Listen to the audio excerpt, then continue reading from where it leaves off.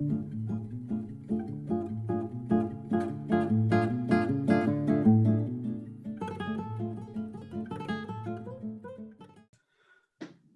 in, everybody. 5 minutes with Sean, maybe 10. We've been on fire recently with the sit-down editions, and the next one we have for you today is going to be incredible because I've told you guys that I always try to keep my eye on salespeople who are up and coming. Guys like my boy Jeff Hunter come to mind, people we've watched in the past.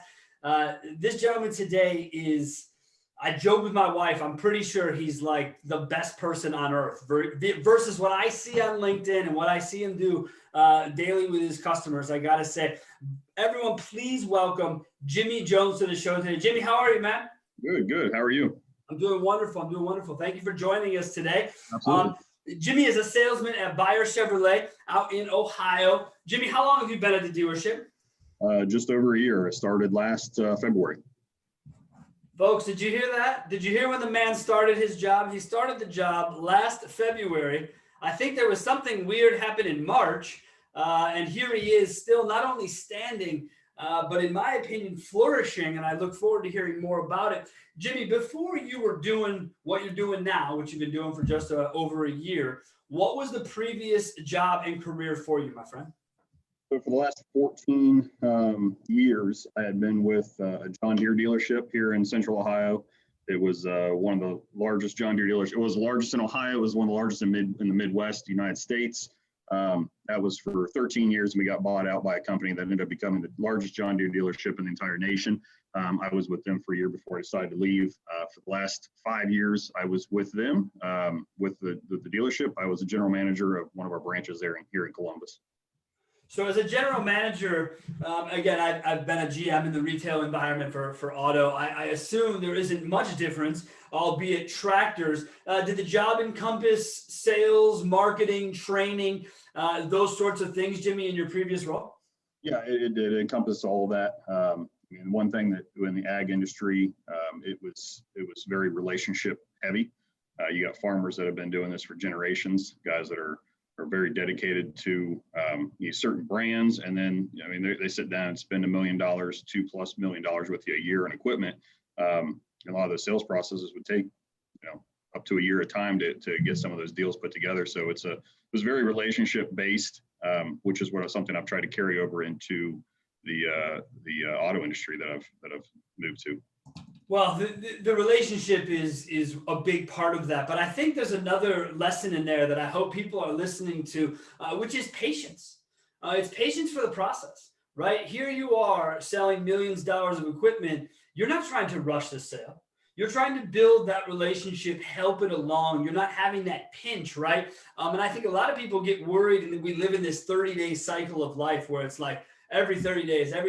But it seems to me, Jimmy, you view things a little bit more long-term. Is that fair to say? Oh, absolutely. You got to build a relationship with them we get leads that come into us, and customers reach out to us through the internet and through phone systems. And a lot of times you talk to them and they're just looking, and you got to keep that information. You got to, keep in contact with them.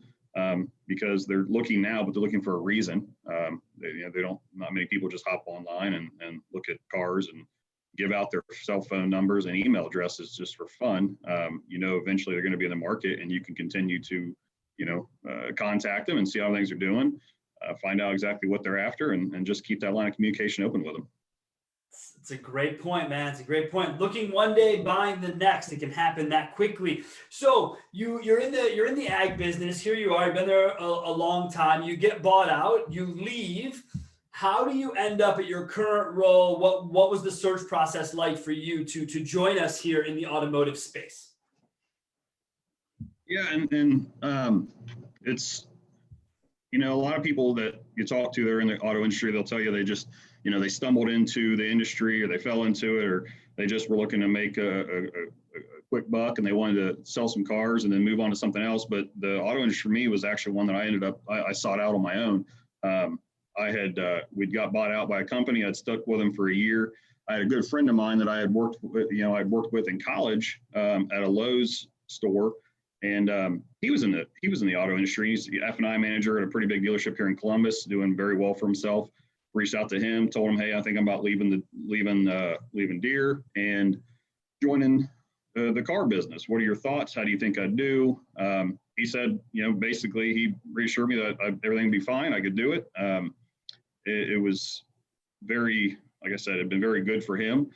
Somebody I trusted and kept in touch with for the last 15 some odd years since I last worked with him. And so I actually sought the industry out. I went interviewed with his GM there at the store they were at.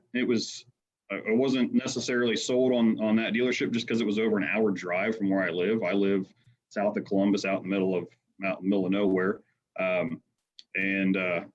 So I was going to go work for them. I just got a hunting property about 15 minutes from my house, got permission to hunt on it. And the guy that owns the property doesn't live there. So I wanted to reach out to all the neighbors and just introduce myself so they knew who was on the property. Turns out one of the neighbors I reached out to was the GM of the store I'm at now. Talked to him. Turns out he also knew the customer, knew my buddy that I've been talking with. Came, sat down, chatted with him for a little bit, and rest is history. I ended up starting a few weeks later. I just really liked the feel of it. I liked the fact it was only 18, 20 minutes from my house. And then one of the other biggest reasons that I wanted to come to this store versus the one that was an hour away is networking and building my own book of business here.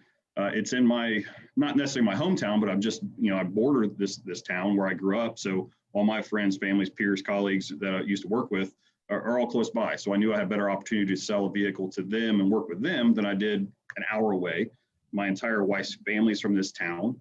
So all of her friends and family are here too. I just felt like it was a better niche for me to not have to come in and just wait on what came through the doors or what came through the phones to be able to sell to. So I just figured it was a better opportunity. And that's how I ended up at this dealership and how I ended up in the car business. Wow. That is an impeccable story. Again, there you are, though, doing the right thing. You acquire a hunting property. Most people would not do that. I live in northern Wisconsin. There are plenty of hunting properties. One of people I know border them. People don't come and introduce themselves, Jimmy. So good on you for that. But as fate would have it, it's someone in the business. It's a GM in your backyard. And a lot of what I like there, and I hope folks are writing this down, because you talk about networking. You talk about the ability to not sit and wait. And I think that's what makes you, on what I see, a tremendous salesperson, because you are trying to create the business. When I started in 1998, it's cliche, but dude, I didn't have a book of business. They gave me a phone book. I know it sounds crazy, but that's what it was. And I lived pretty close to where I work, so I networked. My first couple of car deals were friends of mine. My business partner today, I've known since I was 13 years old. His first brand new car was from me. I needed that deal. He was in the market for a new truck. We had a carryover 2-wheel drive S10, and he was in. But that's because I thought the same way you did. I had my first job in the car business was a good hour from my house. And I wasn't able to get to that point. But as soon as I moved in within that 30 minutes, boom, you had an instant network. So Jimmy, within your network, the way that you build, I'm not familiar with Ohio, but are you guys able to offer referrals, bonuses to your customers to refer other people? No, we are not. No, you're not. So no bird dog in the state of Ohio. Same as here in Wisconsin. Look, I don't get it. When I worked in Colorado and Chicago, neither of which had any issue with paying people whatever you wanted to pay them to bring them in. So that part's a bit frustrating. Jimmy, how do you work around that? I don't mean get around the system. I mean, how do you go and build a relationship with customers to keep that going without that ability then? You connect with them on different, once I have the customer at my desk and I'm working with them, obviously I'm able to, have them buy a vehicle from me. It's a matter of just building that relationship the second they sit down at your desk.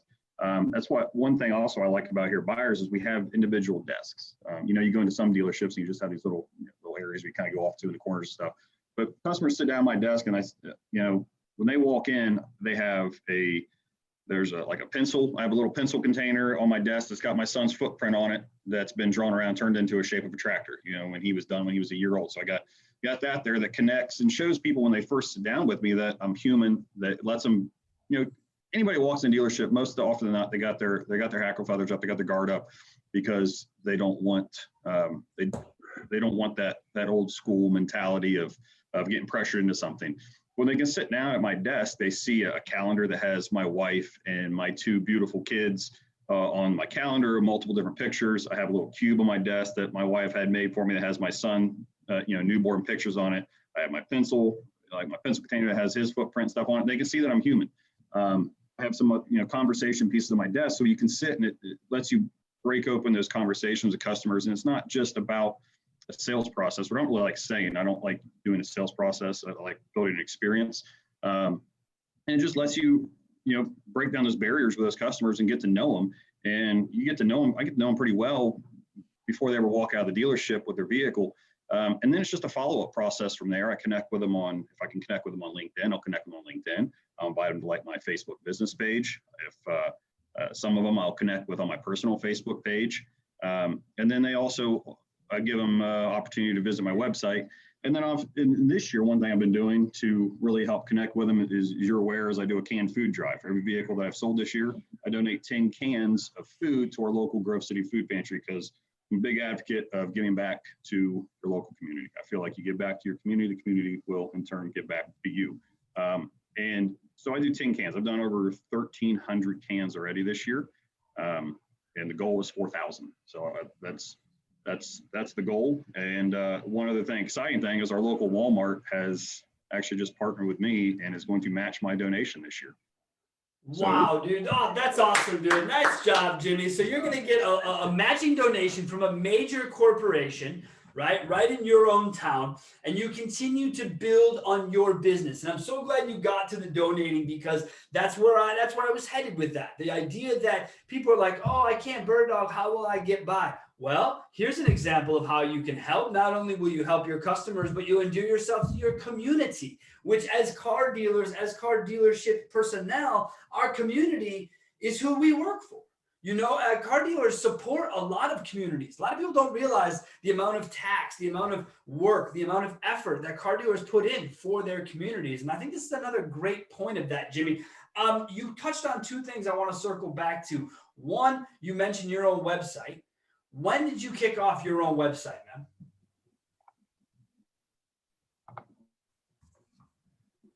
Jimmy? John, I think your connection.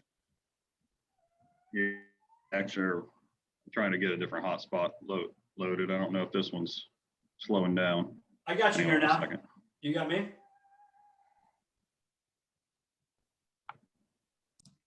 All right, technical difficulties, those happen. It's the internet, life happens. Jimmy, my question to you before we ran into the difficulties were, when did you launch your own site and what brought you to do so?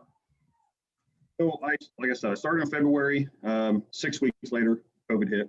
A lot of doubt of what I had just done. I just left as a GM making very good money into a sales role where you only get paid obviously unless you sell something. And then next thing you know, COVID hits. We didn't get shut down, but then I went 11 days, didn't sell a single car. I think I maybe talked to a single customer in that time frame. And I was still kind of in the following, learning the whole process, watching the sales process from our dealership, seeing how customers interact. And I was more or less in just in a viewership mode to try and pick up everything I can, so I could, once I kind of gathered all that information, get the ball rolling. February I sold 14 cars, I think, in my first month. March hit. I ended up with 18 in March despite COVID. And then, by the way, when I left the John Deere dealership, we had a 2-year-old at home, and my wife was 7 months pregnant. So I knew when I was going to be starting at this dealership, within 2 months, I was going to have to be out for a week or two with our newborn daughter. So I had been watching everybody online, trying to find some of the best salesmen in this industry online, trying to connect with them, link up with them. And I kept coming back. I found a company called Build a Brand that specialized in making websites for car salesmen. And there were several really good salesmen that I found have been using it. So I reached out to them, got my website set up in, I believe it was May, or middle of May is when I got it set up. You're able to link your Viato feed over from the dealership. So you go to my website, you can see every single one of our vehicles, new or used, on my own website. I can capture my own leads from there. I can capture, gives customers opportunity to, if they see a vehicle they like, they can set up their own test drive time, pick their own times when they can show up to the dealership. It notifies me.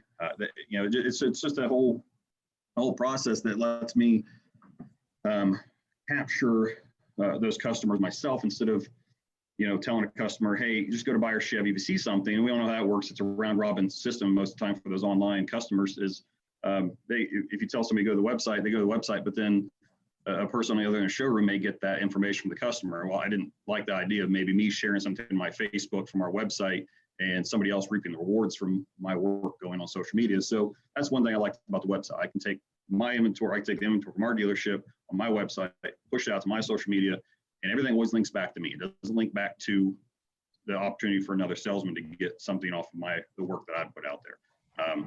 I wanted to reap those rewards, and that's why I ended up doing the website. So yeah, also built. Are you watching the site traffic and the amount of engagement and leads from that traffic grow for you each and every month as you continue to sort of put it out there? And what do you consider a good month from Jimmy Jones' website? Right now, I mean, it doesn't generate a ton of leads, but it creates almost like a validity to who I am. Because when I get 3 or 4 or 5 maybe really solid customers a month just off my website, but it's still 4 or 5 that the dealership didn't get. I generated them. I made that customer come to the dealership. It was nothing to do with the dealership itself. That was something I generated. But at the same time, there's a lot of other facets to it that put it all together. You can't just be on one platform. You can't just be on LinkedIn. You can't just be on Facebook. So that's why I got the website. I got the Facebook, LinkedIn. Just started a YouTube page not too long ago. Something I got to grow, get into that. But you get 4 or 5 a month. But one thing I really like about my page is there's an about me on that page on my website that customers can see some personalized pictures of me and my family. They can get to see like a bio. I have a bio written down of where I came from, kind of what my story is in a short paragraph. And every time we get a customer that reaches out to us, and I send them an email, haven't met them yet, I put the link to my website on there. Hey, if you want to get to know me a little bit beforehand, before you come in the dealership, or even before you call me, please visit my website, get to know me a little bit beforehand, and give me a call. And you'd be amazed how many people, when I reach out to them and actually make contact with them, either over the phone or in person, they come in and they've read that bio about me, and they know things about me, and they bring it up, and we have conversation points. They know more about me than I know about them when they walk in the door, which is nice, because we have conversation points right off the start. And see, right there, you've already built the relationship. You've already said to folks, look, if you're comfortable, have research. Go ahead, look at Jimmy. And I'm here for you. It's no problem. I think a lot of people miss that. So let's get, if you could answer these questions, it's up to you. Do you pay for the site yourself, or does your dealer? I pay for it myself. Does your dealer encourage you to do this? What was the conversation like when you wanted to do this, or is this something you just did and they were unaware of? I doubt that, because you went and knocked on neighbors' doors for hunting property. So my guess is you brought this to them. How did that go? Well, yeah. So you have to bring it to them, because you have to get permission from your dealer principal or your GM to push the vAuto feed over to your website. I can't do that on my own. I don't have permission to do it. So we had to get permission from the GM. I have a great relationship with a general manager and our general sales manager. So basically I just said, hey, I got a website I want to put together. Here's some examples. I gave them 3 or 4 of those websites I was telling you about from those other salesmen, to show them it wasn't just some hokey website. I mean, it was a legit professional looking. You could scroll, you could submit your credit applications through our dealership. You could see our inventory, all that stuff. You can set up obviously your test drives. So showed him that. I mean, it was a no-brainer. He looked at it. He replied back to build a brand that they can use our vAuto feed. And within 24 hours, I have my own website. I just had to get some pictures, add some stuff in there, took a drone up, got some good pictures of the dealership, add that in as a background stuff through the website. And so yeah, that's how it was with our GM. Our GM, Jeremy Francis is our GM here. He's very open to new ideas, which I like. I come from obviously different industries. So when I come from a different industry, more often than not, you're going to have a lot of different ideas that you can integrate in. And he's been wonderful in allowing me to run with those, the website included. And I don't think we can underscore just how important it is to have someone who believes in you and believes in being different and believes in trying new things, isn't stuck being a certain way. So, bravo to your GM, bravo to your GSM, which my guess all comes down from ownership. So you probably all work for really good people. I don't know them personally, but my friend Dave Lemon works in the area and knows your owner, I believe, so, and had nice things to say. So I assume that's what comes from it. So Jimmy, we've got the website, we've got the Facebook, we've got the LinkedIn. I see, like myself, you like yourself a little branded gear. The branded gear, is it for sale on your website? Do you give it away to people? Do you encourage customers to use it? How does the Jimmy Jones brand get in the discussion? So the actual logo itself, I just created in the last month. I've been, I don't know how, I just hadn't done it for the last year.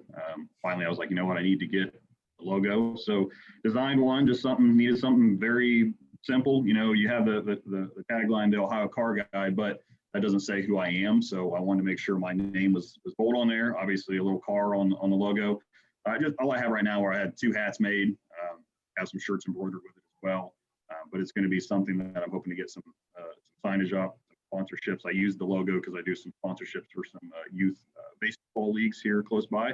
Yeah. So you put that logo out on some banners at ball fields, my name on there, obviously, and then with who is Jimmy Jones, the Ohio Car Guy. It's going to have a QR code printed on the banners. That QR code will take anybody with a smartphone. You take a picture of a QR code, automatically brings it up and takes you directly to the website. So the QR code links back to my website.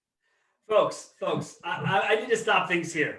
If you're not paying attention, if you're not writing down notes, this is a salesman who has taken complete ownership and doesn't view selling cars as a job. He views it as a career, okay? A career he started in the middle of a pandemic, okay? And has been able to grow it. Not only that, we totally understated the fact that you're also, your wife was pregnant. Here you are making this gigantic leap into this. I commend you for it, but I'm also so grateful that you're here, because I think you're helping people in our industry see just how much they control their own destiny. I have always said, and it's how I viewed my own dealership when I also ran one and or sold in one, which was, look, this is a small business of my own without any of the overhead, right? You're sitting inside of a beautiful renovated building.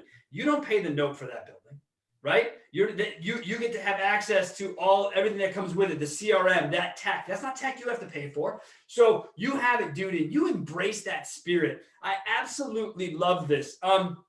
As you were going through kind of what you were doing with the hats and the shirts, you mentioned you're sponsoring youth sports. Again, bravo, good for you. We did it as dealers, but I had never thought of a salesman doing it. This kind of salesman ownership thing is new, man. And you guys who are doing it and leading the way, thank you. I think it's so important people learn from you and see how they do this. So let's get back to another thing with you talked about your YouTube page. And I made a comment to you a couple days ago that the YouTube page just needs to be Dashcam. Is it Dashcam? Dashcam Diaries. Dashcam Diaries. That's right. I had it down here. Yeah, Dashcam Diaries. So with Dashcam Diaries, first of all, what sprung the idea? And second of all, are you, because I'm only on LinkedIn, so I don't see other places, but do you share these with your customer and then they share them on Facebook? Sort of what happens with the diaries outside of what I see on LinkedIn? So, basically what Dashcam Diary is, for those that don't know, it's a video testimony from the customer right after they purchase a vehicle. I'm sitting in the vehicle with them. I put my phone on the dash and I hit record. I tell them, beforehand, I prep them a little bit and tell them, hey, we're going to do something I do with all my customers. It's a video testimony. I call it Dashcam Diaries. I'm going to ask you how your experience was. I want you to be truthful. Tell me your story, maybe what you traded in, what brought you here. I put it on the dash, hit record, introduce myself, always introduce the customer. If they have a business, I plug their business because that always helps, again, more networking. I've had multiple customers that have bars, breweries, maybe sell insurance, whatever. You bring that up, you're more apt to get some more feedback from them as well, because now it's not just about me, it's about them and their business as well. And So yeah, you do that. It's 90 seconds usually to 2 minutes at the most. I think the longest I've ever done is like 2 minutes and 15 seconds, which the other day with Bob, he was the guy that the darn tootin', and his. I did not understand the last part of the sentence though. I'm not gonna lie to you, Jimmy. Right after the darn tootin', I think he said something else, and I missed it. But dude, that energy, that customer. Then you need the guy with the bar, as you were referencing. You had a gentleman by Tacoma, I think, that had a restaurant or a bar. And you plug these things, you do that. So what made you even think of it, doing it? So where I got the idea, I wanted to do a video testimony when I first started. I was thinking about, all goes back to when I was telling you when I started. I wanted to build, I didn't want to rely on the dealership. I wanted to generate my own. And I figured, you get reviews, there for a couple months, I pushed the customers to leave reviews at the dealership. And I still do. And that, a lot of times it'd leave those reviews, you just get buried between other ones and my name disappears, gets further down the list, get another one, it goes down and so forth on the 5-star reviews. And I feel a lot of times we look at these reviews, we just look at the number of stars, but how often do you really actually read the reviews to see what the customers were saying? So I figured what better way to do that than actually be able to click play. We're in the world of videos. Everybody's watching videos, everybody's taking videos. What better way to listen to a review or video testimony than to actually be able to hit play and hear the words directly from the customer's mouths? One, two, everybody knows most of the time reviews are fake. You can't fake the Dashcam Diaries. I mean, they're 100% legit and authentic. You're seeing the customer talking, you're hearing it right there. You can see the excitement in their face sitting in the vehicle. So I wanted to do something like that, but I wasn't quite sure I want to do it. At first, my first initial thought was, let's do it outside the vehicle so you can see the vehicle.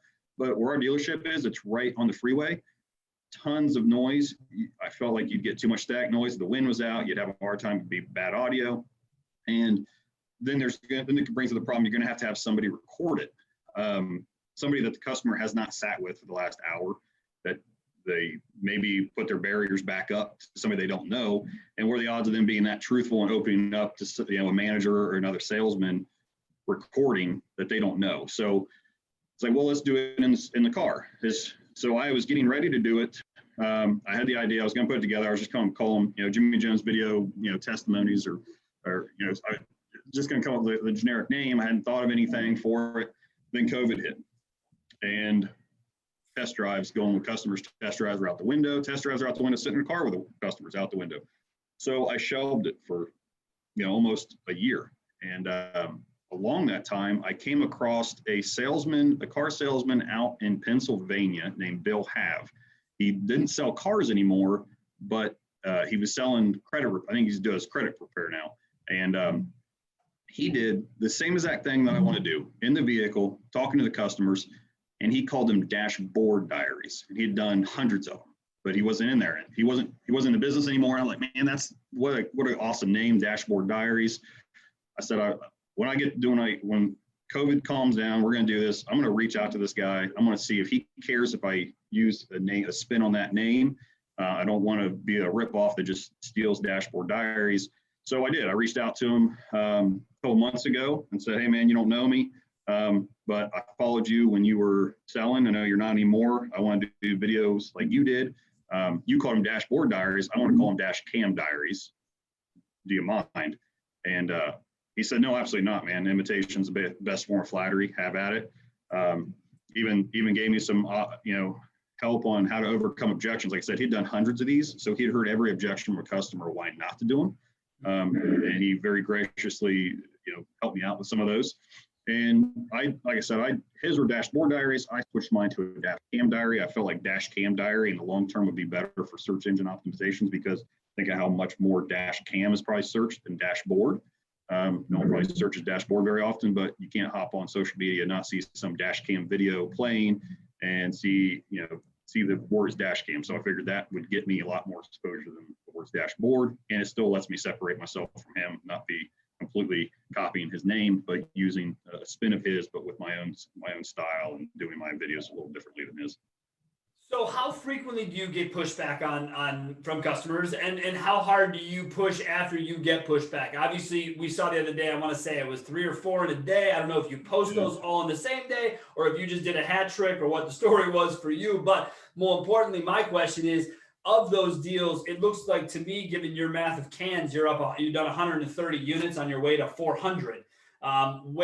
Where does that land in the spectrum of how much percentage say yes versus no? Well, I've just started doing the cams, the Dashcam Diaries in the last month, and so far I've only had one customer flat refuse to do it.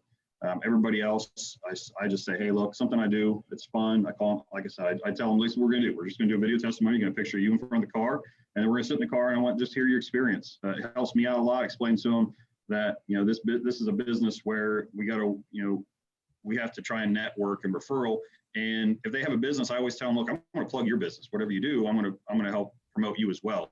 And that usually, more often than not, is always nobody's going to say no. Don't promote my business. So a lot of them, they're like, well, okay, I won't do it. And you got a couple that are, not very talkative, and I'm still working out the kinks of how to get some more information out of them. And it's getting better as I go. I think the Dashcam Diaries are getting better every single one I do. But yeah, I mean, like last Monday, I sold 4 cars in one day. All 4 of them did the Dashcam Diaries. 2 of them were, one was Bob, the other one was the guy that owns the bar that you saw. And they all turned out great. The only one, oddly enough, that wouldn't do a Dashcam Diary with me is one that the only reason she even came in the dealership is because of a Dashcam Diary. It was somebody that reached out to us. She was interested in a Tahoe that we had, but she lived like 2 hours away and she didn't want to make the trip. She was real hesitant about making the trip down. She wasn't sure if her credit would get the approval or not, but she didn't want to drive down and then get turned down for the banks and have to drive 2 hours back and bring her trade down. So I told her, look, we can do everything with the phone. That's what I like to do. I like to get everything put together, some of your VIN, some of your miles, some pictures of your vehicle. I get a fairly accurate credit appraisal. She still was very hesitant of it. She wouldn't send me her VIN, wouldn't send me information. She goes, I don't know. I'm just gonna think about it. So I got off the phone with her, and then I sent her a text with a link to a Dashcam Diary that I'd done with a gentleman, Lee, who was a barber. And he had stopped in like a week later. We'd done a Dashcam Diary after he bought it. I sent her a link to that Dashcam Diary. I said, I know you have some reservations making the way down here. Take a look at this. Just let me know what you think. She called me back for 5 minutes. She said, okay, here's my VIN and here's my miles. Let's get this all taken care of. And it's just kind of ironic that she was, of all the people that didn't want to do a Dashcam Diary, she was the one that just flat refused to, which is fine. I'm not going to push somebody to do something they want to do. I asked her a couple times. She didn't want to. That's fine. She wasn't comfortable being in front of the camera. I was okay with that, but it was just funny that she was in the dealership because of one, and wish she wouldn't do one. But yeah, I've only had one person actually not do one.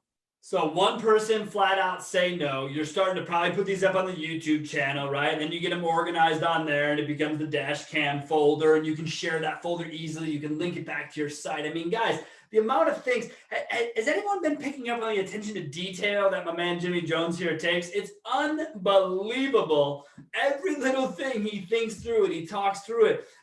You're beyond reasonable. Again, you are probably one of the nicest, most forward humans I've met, only because, again, you're thoughtful. You keep thinking about what's next. What are the things here? My guess is you're trying to build a legacy and build out for your children, and be the person you want them to be.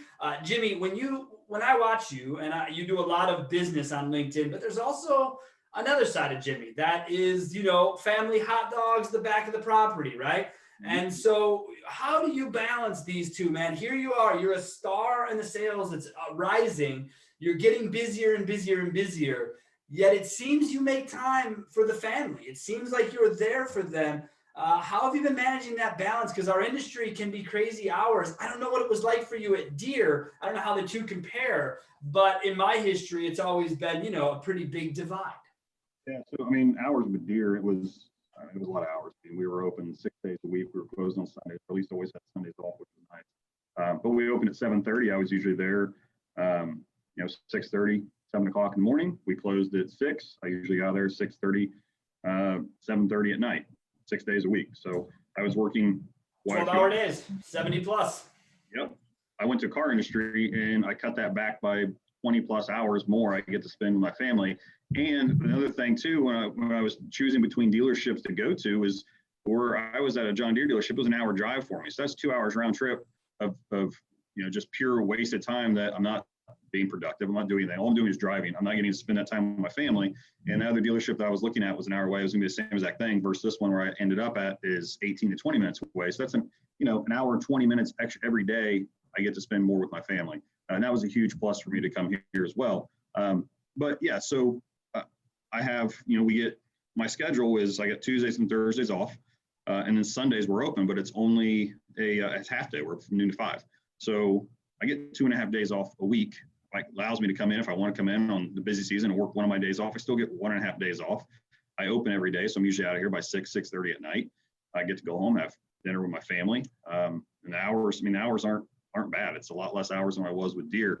But getting to spend time with my family is huge for me because they're the reason I work so hard here to provide for them and just want to make sure they have a good life. My wife's a stay-at-home mom, so we have no extra income coming in. It strictly depends on how many cars I sell and what income I have there. And we have a 1-year-old and a 3-year-old that are just a blast to be around. But we also live in a 130-year-old farmhouse that I completely redid, and we want to find something a little bit bigger that's got some more land on it. And so that's they're the reason I work so hard at the dealership and the reason I show up here every day and ready to go. I don't take days off mentally or physically when I come to the dealership, whether I've got a pounding headache or just tired or whatever.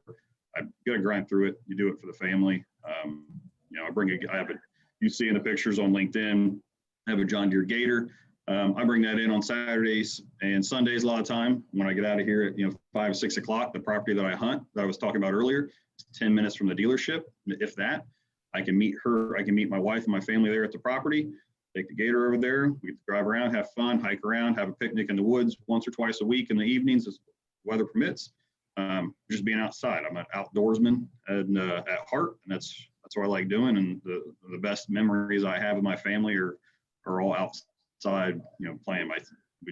I don't like being inside. So that's one of the things with you is that your get outside, get outdoors Fridays is that's one thing I really liked about you when we connected on LinkedIn is you're an outdoorsman as well. So. Yeah, man, I am. I live outdoors. I love it. I will hike, bike, kayak anywhere I can. I really will. It's funny. I was joking with my wife that her and I need to find. We're not hunters, but we need to find a hiking property. We need to find a solid, 25 acres of just woodland. We can create our own trails and do our own thing, to have an additional outlet. So I don't have to rely on parks and other people. I can just go be and make it myself. So like you, man, we are looking for a little bit more space, something that gives and provides more to the life, but it takes work, right? And I work with my wife. She's my CFO of my company. So there's no getting away from her. And I'm happy for that because the outdoor Fridays are really important to me. I do it mentally. And I do it for obviously physical reasons. But dude, you're phenomenal. Tell me quickly while we wrap this up. Tell me about the bird story, okay? Because again, I'm a bird guy. I love birds. I see Jimmy releasing this bird, back into the wild, healthy again. Quickly, tell us the bird story. Yeah. So we were just sitting there at work, and the showroom's 3 sides of all glass windows. There's a big field right next to our dealership, big open field. And all of a sudden there's just a absolute thud in the window. And we look out and I saw the corner of my eye. I could tell a bird it flew right into the window. I go out there. It's a northern flicker woodpecker. It's birds. A lot of times they get stunned. I grew up with birds. I grew up showing 4-H. So I grew up with chickens and all sorts of critters and animals. And obviously I'm outdoorsman. So I come across animals all the time. I, without even hesitation, just picked it up and kind of held it, checked it out. You could tell it was clearly just stunned. All the other salesmen were gather out looking at it, like trying to figure out what's going on. And so I'm just kind of holding it, patting it a little bit. And I tell them, look, this thing's gonna wake up after it's in like a freeze mode right now because it doesn't know what's going on.